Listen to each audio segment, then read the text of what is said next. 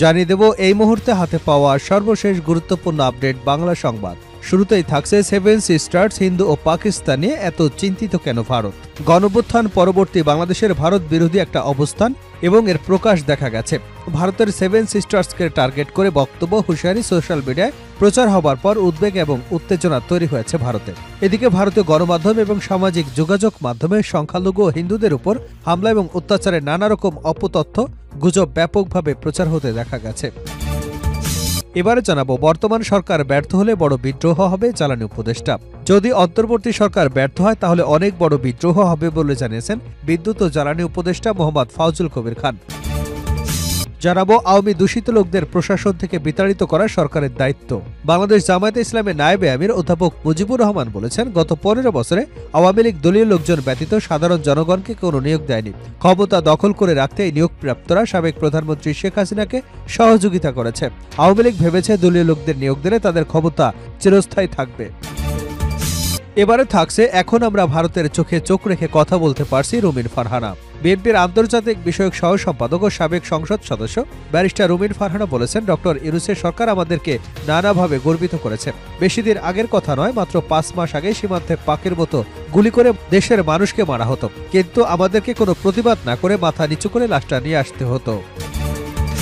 এদিকে লেবানন থেকে ফিরলেন আরও 105 বাংলাদেশি।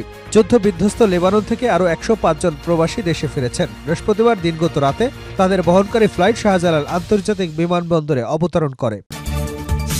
এবং সর্বশেষ জানাবো, বাংলাদেশি পর্যটক না আসায় শিলিগুড়ির ব্যবসায়ীরা হতাশ।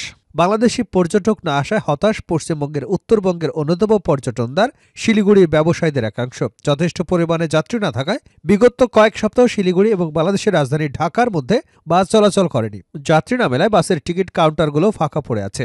বর্তমানে ভারত থেকে তেমনভাবে কেউ বাংলাদেশে যাচ্ছেনও না। এতক্ষণ শিরোনাম শুনছিলেন, এবার বিস্তারিত।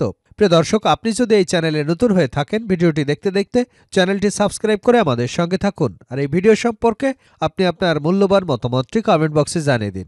আর হ্যাঁ প্রিয় দর্শক, জানিয়ে দিন ভিডিওটি কোথা থেকে দেখছেন। সেভেন সিস্টার্স হিন্দু এবং পাকিস্তান নিয়ে এত চিন্তিত কেন ভারত। 1971 সালে ভারতের পার্লামেন্টে পাশ হওয়া নর্থ ইস্টার্ন কাউন্সিল অ্যাক্টের অধীনে উত্তর পূর্বাঞ্চলের 7টি অঙ্গরাজ্য হল আসাম, নাগাল্যান্ড, মণিপুর, মেঘালয়, অরুণাচল প্রদেশ এবং ত্রিপুরা ও মিজোরাম। ভারতের মূল অংশের সঙ্গে সরাসরি সংযোগের ক্ষেত্রে বাধা ভূমি বেষ্টিত দেশটির উত্তর পূর্বাঞ্চল। বিশাল অঞ্চলটি ভূমি বেষ্টিত হলেও বাংলাদেশের সন্নিকটে। সেখানকার অর্থনীতি ভারতের মূল অংশের তুলনায় দুর্বল। জনগণের জীবনযাত্রার মান অনুন্নত, এমনকি নিম্নস্তরে রয়ে গেছে। গণঅভ্যুত্থান পরবর্তী বাংলাদেশের ভারত বিরোধী একটা অবস্থান এবং এর প্রকাশ দেখা গেছে। ভারতের সেভেন সিস্টার্সকে টার্গেট করে বক্তব্য হুঁশিয়ারি সোশ্যাল মিডিয়ায় প্রচার হওয়ায় উদ্বেগ এবং উত্তেজনা তৈরি হয়েছে ভারতে। এদিকে ভারতীয় গণমাধ্যম এবং সামাজিক যোগাযোগ মাধ্যমে সংখ্যালঘু হিন্দুদের উপর হামলা, অত্যাচারের নানা রকম তথ্য উপাত্ত এবং গুজব ব্যাপকভাবে প্রচার হতে দেখা গেছে। তাছাড়া ত্রিপুরার আগরতলায় বাংলাদেশের সহকারী হাইকমিশন কার্যালয়ে হামলার পর ব্যাপক ক্ষোভ সৃষ্টি হয়েছে। ঢাকার বিভিন্ন রাজনৈতিক দল সংগঠন আলাদা আলাদা কর্মসূচি দিয়েছে, প্রতিবাদ বিক্ষোভ করেছে। এছাড়া বাংলাদেশের সঙ্গে পাকিস্তানের সম্পর্কের গতি প্রকৃতি ভারতের দৃষ্টি আকর্ষণ করেছে, কারণ বর্তমান সরকারের সময় পাকিস্তান থেকে সরাসরি পণ্যবাহী জাহাজ বাংলাদেশে এসেছে। ভারতের উদ্বেগ কোথায়? ভারতের ওপি জিন্দাল গ্লোবাল ইউনিভার্সিটিতে আন্তর্জাতিক সম্পর্কের অধ্যাপক শ্রীরাধা দত্ত বাংলাদেশ নিয়ে গবেষণা করেছেন বহু বছর ধরে।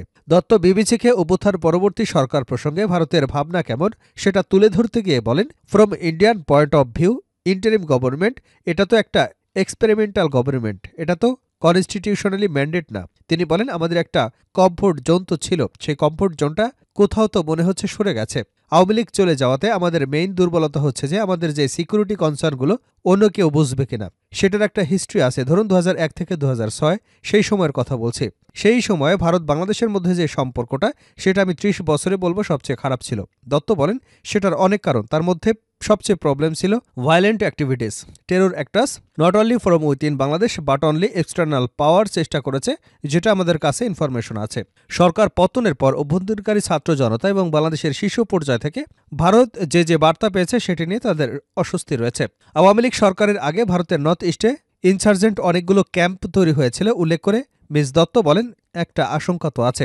এছাড়া বাংলাদেশের সঙ্গে পাকিস্তানের সম্পর্কের গতি প্রকৃতি ভারতের দৃষ্টি আকর্ষণ করেছে, কারণ বর্তমান সরকারের সময় পাকিস্তান থেকে সরাসরি পণ্যবাহী জাহাজ বাংলাদেশে এসেছে। তিনি বলেন, যখন পাকিস্তান বাংলাদেশে নরমালি হচ্ছে এছাড়া বাংলাদেশের সঙ্গে পাকিস্তানের সম্পর্কের গতি প্রকৃতি ভারতের দৃষ্টি আকর্ষণ করেছে, কারণ বর্তমান সরকারের সময় পাকিস্তান থেকে সরাসরি পণ্যবাহী জাহাজ বাংলাদেশে এসেছে। তিনি বলেন, যখন পাকিস্তান আবার বাংলাদেশে নর্মালসি হচ্ছে, তার মানে আবার চেষ্টা করবে কে কি করে অ্যান্টি ইন্ডিয়া কিছু অ্যাক্টিভিটিস করা যায় থ্রু বাংলাদেশ, সেরকম একটা আশঙ্কা। তারপর কোথাও একটা রিপোর্ট এসেছিল যে সার্টেন একটা অ্যামিউনিশন কেনার কথা পাকিস্তান থেকে, সেটা একটা আশঙ্কার জায়গা তৈরি হয়েছিল।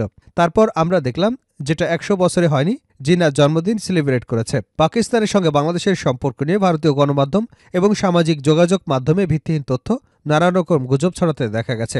বাংলাদেশের অভ্যুত্থানের পর থেকে ভারতীয় গণমাধ্যমে এবং সামাজিক যোগাযোগ মাধ্যমে সংখ্যালঘু হিন্দুদের উপর হামলা এবং অত্যাচারে নানা রকম তথ্য উপাত্ত গুজব ব্যাপকভাবে প্রচার হতে দেখা গেছে। শ্রীরাধা দত্ত বলেন, রাইট মেসেজ এই সিগন্যালই পাচ্ছি না যে ওখানে সবকিছু আন্ডার কন্ট্রোল, মানে কোথাও কেন যেন মনে হচ্ছে গভর্নমেন্ট ম্যানেজ করতে পারছে না। একই সঙ্গে কেউ যদি একটা বিবৃতি দেয় বা ভায়োলেন্সগুলো দেখানো হচ্ছে যে সেগুলো ঠিক না। আজকাল যেটা হয়েছে প্রবলেম, সোশ্যাল মিডিয়াতে তো বন্যা বয়ে যাচ্ছে চারিদিকে। তো দেশের মধ্যে সম্পর্কে টানাপোড়েন নিয়ে শ্রীরাধা দত্ত বলেন, ধর্ম নিয়ে যেটা চলছে সেটা খুবই স্পর্শকাতর। বর্তমান সরকার ব্যর্থ হলে বড় বিদ্রোহ হবে, জ্বালানি উপদেষ্টা। যদি অন্তর্বর্তী সরকার ব্যর্থ হয় তাহলে অনেক বড় বিদ্রোহ হবে বলে জানিয়েছেন বিদ্যুৎ জ্বালানি উপদেষ্টা মোহাম্মদ ফাউজুল কবির খান। শুক্রবার সকালে সাউথ ইস্ট বিশ্ববিদ্যালয়ের HR কনভেনশনের আলোচনায় তিনি একথা বলেন। বিদ্যুৎ ও জ্বালানি উপদেষ্টা বলেন, বড় প্রকল্প নেবার আগে সেখান থেকে রাজস্ব কতটা আসবে তা বিবেচনা করা উচিত। পদ্মা সেতু এবং কর্ণফুলী টানেলে তা দেখা হয়নি। এজন্য এসব প্রকল্প থেকে রাজস্ব আয়ের চেয়ে খরচ বেশি হচ্ছে, যা অপচয় বলে মন্তব্য করেছেন তিনি। ফাউজুল কবির খান বলেন, আওয়ামী লীগের আমলে প্রকল্পগুলোতে দুর্নীতি হয়েছে, কারণ সরকারের কর্মকর্তারা এর সঙ্গে জড়িত ছিল। সাধারণ চাকুরির জন্য বিদেশ থেকে লোক নিয়োগ দেওয়া হবে কিনা জানিয়ে তিনি আরও বলেন, বিদেশি এবং অভিজ্ঞদের নিয়োগের ক্ষেত্রে দেশের সকল সেক্টরে হিউম্যান রিসোর্স কম রয়েছে, তাই বিদেশিদের শুধু বড় পদের জন্য বিবেচনা করতে হবে। আওয়ামী দূষিত লোকদের প্রশাসন থেকে বিতাড়িত করা সরকারের দায়িত্ব, অধ্যাপক মুজিবুর রহমান। বাংলাদেশ জামায়াতে ইসলামীর নায়েবে আমির অধ্যাপক মুজিবুর রহমান বলেছেন, গত ১৫ বছরে আওয়ামী লীগ দলীয় লোকজন ব্যতীত সাধারণ জনগণকে কোনো নিয়োগ দেয়নি। ক্ষমতা দখল করে রাখতে এই নিয়োগপ্রাপ্তরা সাবেক প্রধানমন্ত্রী শেখ হাসিনাকে সহযোগিতা করেছে। আওয়ামী লীগ ভেবেছে দলীয় লোকদের নিয়োগ দিলে তাদের ক্ষমতা চিরস্থায়ী থাকবে, কিন্তু এদেশের জনগণ সেটা মেনে নেয়নি। জনগণ আওয়ামী লীগকে বিদায় করে অন্তর্বর্তী সরকার গঠন করেছে। এখন অন্তর্বর্তী সরকারের অন্যতম দায়িত্ব হচ্ছে আওয়ামী দূষিত লোকদের প্রশাসন থেকে বিতাড়িত করা। অধ্যাপক মুজিবুর রহমান বলেন, আগে সংস্কার পরে নির্বাচন। ছাত্র জনতার অঙ্গীকার, কিন্তু কেউ কেউ সংস্কারের আগে নির্বাচনের জন্য লাফালাফি করছে। যত লাফালাফি করা হোক না কেন, সংস্কারের আগে নির্বাচন দেওয়া হবে না। ছাত্র জনতা ক্ষমতার পরিবর্তনের জন্য জীবন এবং রক্ত দেয়নি। ছাত্র জনতা রাষ্ট্রের প্রয়োজনে সংস্কার করে একটি গ্রহণযোগ্য নির্বাচনের জন্য জনগণের সরকার গঠন করতে জীবন এবং রক্ত দিয়েছে। তাই সংস্কার ব্যতীত নির্বাচন দিলে ছাত্র জনতার প্রত্যাশা পূরণ হবে না। এখন আমরা ভারতের চোখে চোখ রেখে কথা বলতে পারছি রুমিন। বিএনপির আন্তর্জাতিক বিষয়ক সহ সম্পাদক ও সাবেক সংসদ সদস্য ব্যারিস্টার রুমিন ফারহানা বলেছেন, ডক্টর ইউনূসের সরকার আমাদেরকে নানাভাবে গর্বিত করেছে। বেশি দিন আগের কথা নয়, মাত্র ৫ মাস আগেই সীমান্তে পাখির মতো গুলি করে মানুষকে মারত, কিন্তু আমাদেরকে কোনো প্রতিবাদ না করে মাথা নিচু করে লাশটা নিয়ে আসতে হতো। তিনি বলেছেন, তিস্তা প্রকল্প থেকে শুরু করে ফেনী নদীর পানি, ব্যবসা বাণিজ্য, ট্রানজিট সুবিধা সহ সবকিছু ভারতের মর্জিমতো হতো। কিন্তু এই সরকার আসবার পরে আমরা ভারতের সঙ্গে চোখে চোখ রেখে কথা বলতে পারছি। প্রণয় ভার্মাকে কল করতে পারছি, আমরা সারা কুককে ডেকে কথা বলতে পারছি। আপনার যে রিপোর্ট পেশ করবেন সেটা সত্যের অপলাপ মাত্র।